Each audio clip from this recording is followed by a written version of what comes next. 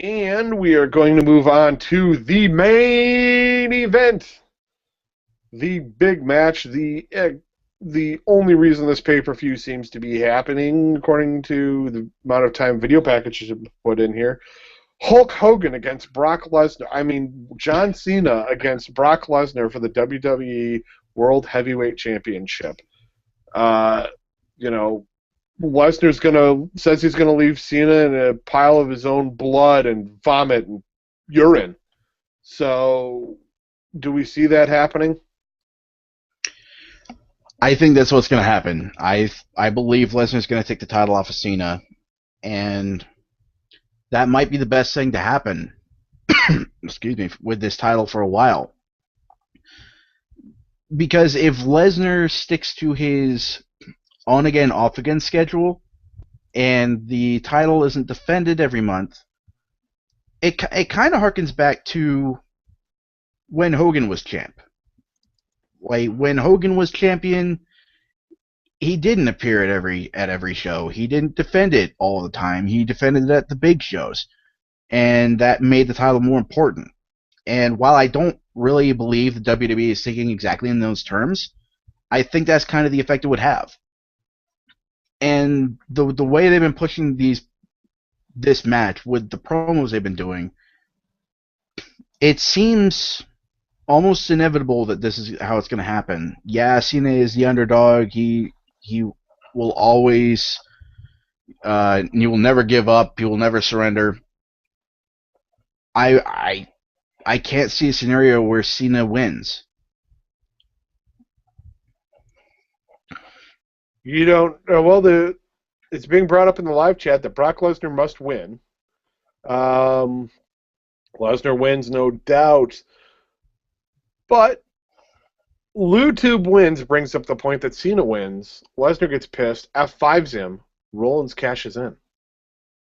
Is this a possibility, Nick? Did you think this is actually going to happen? Oh, I wasn't thinking of Rollins cashing it in.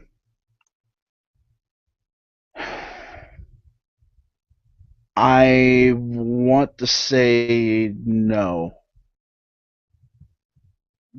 Because or I'm saying when, maybe I'm meaning if, but when Daniel Bryan comes back, I think it would be more impressive for him to come back against Lesnar rather than Rollins.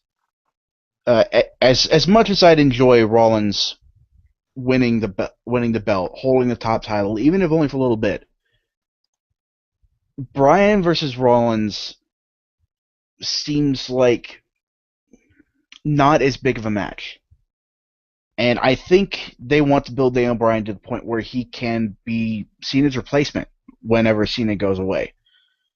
And there's not really anybody more credible than Lesnar right now, especially if he does become WWE champion.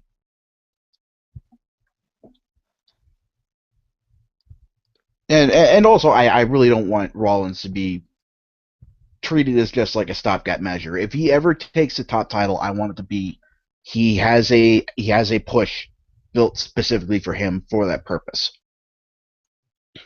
It's coming up in the live chat that it's time. It's way past time for a dominant heel champion.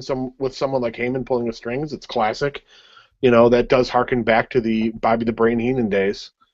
But I don't think Bobby really managed to champion. At least not world heavyweight champion. Not sure. Styles Clash brings up the question: would Triple H dare to screw Lesnar over, thus turning him face? It's way too soon for Rollins, according to Deuce Loosely. Robert Carmichael says Money in the Bank and SummerSlam 2 for 2. Alberto Del Rio and Randy Orton. That's true. So that if Rollins did cash in, he's got the numbers working for him. And Funaki makes his big return and rolls up Lesnar for the win, exclusively on the WWE Network for only $9.99. Rizzy Jones. No, Funaki's not going to come back until Kenta makes his WWE debut. Indeed. See what I did there? Indeed. Hey, we can do this all night. Alrighty, so yeah, it sounds like everybody's betting on Bork Laser, and Bork Laser I think is a good bet. You know, I hope he tells Paul Heyman to say something stupid. That'll be wonderful, and maybe we'll get an F5 to Hogan. Maybe we'll just bust his spine. Probably not. That being said, that's SummerSlam for you. TW Podcast.